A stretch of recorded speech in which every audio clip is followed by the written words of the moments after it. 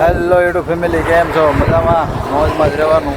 આપણે તો આવી ગયા છીએ તથાસ્તુ વિદ્યાપીઠમાં અંદર જવાનું છે, તો તમે વિડીયોમાં બન્યા રહીજો. તથાસ્તુ વિદ્યાપીઠ, તો તથાસ્તુ વિદ્યાપીઠમાં તમારા બધાનું સ્વાગત છે. મસ્ત ફૂલ છોડ છે, સરસ.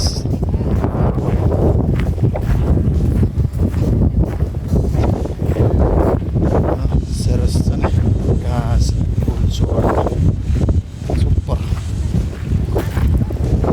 પ્રદક્ષિણા પંથ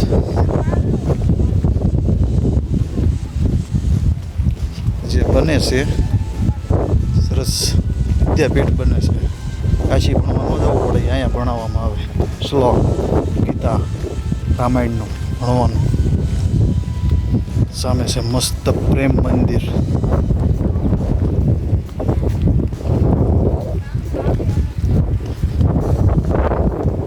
વિશાળ જગ્યા છે, સરસ, જોવાલાયક.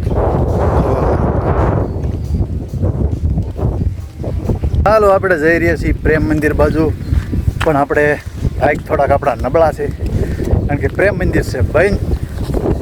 જો મંદિરના બારણા ભાઈ છે, નગર દર્શન થાત આપણને ભગવાનના, તો કાંઈ વાંધો નહીં. આપણે બહારથી મંદિર સરસ બનાવ્યું છે, એ જોઈ લઈશું. અને આગળ જે ફૂલ છોડ આપણે બધા જોયા, નજારો જોયો, એ મજા આવી ગઈ. ખરો તડકાનો સમય છે એટલે મંદિર ખુલ્લું નથી.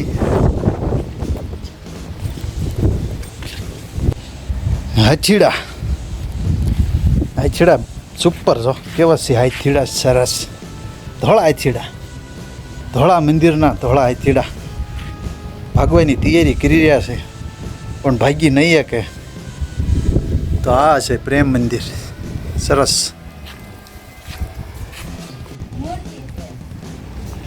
બહારથી જો, બારીમાંથી તાળું બારેલું છે. પ્રેમ મંદિર, રાધે રાધે દાદાનું સાનિધ્યમાં બનાવેલું. અમરેલી લાઠી રોડ ઉપર વિશાળ જગ્યા. વિદ્યાપીઠ છે, ભણવા માટે છોકરા અહીંયા આવે છે. આગળ વિદ્યાપીઠ છે અને અહીંયાનું આખું મેદાન છે.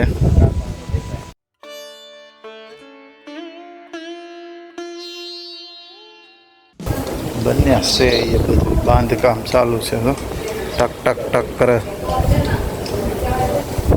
સરસ મેદાન મોટું. આપણે જોયું હમણાં હવન એનો પાઠ, સરસ પાઠ કરેલો છે.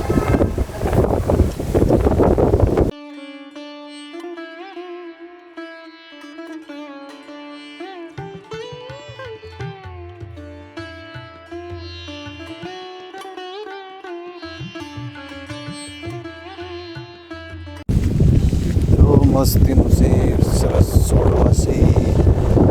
આપણે મંડપમાં હમણાં જવાનું છે, બધું જોઈએ આપણે. પહેલાં મસ્તીનો ફૂલ છોડનો નજારો, મંડપમાં હવન હોય, પછી પાઠ પૂર્યો હોય, એ બધું છે. મસ્તીના ફૂલ છોડ છે, તો તમને સરસ જો ફૂલ છોડ છે. અને આ બાજુ જે કામ ચાલુ છે એ બધું છે. અને મસ્ત જો લોન છે, આ બાજુ પણ કામ ચાલુ છે. અને જ્યાં ફૂલ છોડ વાવવાનું છે, મસ્ત. આપણે પ્રેમ મંદિરે જઈને આપણે એવા બંધ હતું. આવું મોટું છે મેદાન, મસ્ત એનું મોટી જગ્યા છે, વિશાળ જગ્યા. સરસ ફુવારા ને એવું છે, પણ બંધ છે. મસ્તીના ફૂલડા ઉભા છે, કેવા લાગે, સરસ.